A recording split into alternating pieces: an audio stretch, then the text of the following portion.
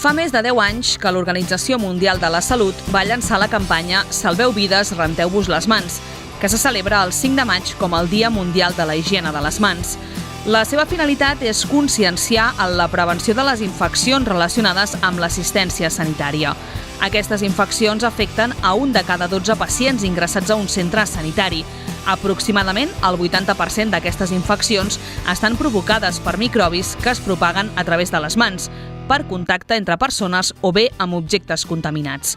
L'OMS va calcular que si els metges i les infermeres es rentessin les mans regularment durant la seva jornada de treball, s'evitarien en tot el món 1,4 milions d'infeccions adquirides als hospitals i a d'altres centres sanitaris per dia.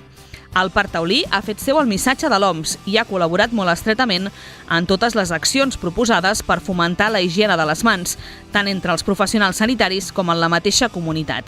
La campanya 2018 té com a eslògan «És a les vostres mans prevenir la septicèmia en l'atenció sanitària» i fa una crida a tot l'entorn sanitari proposant que els professionals es prenguin 5 moments per rentar-se les mans i que els pacients demanin que es posin en pràctica.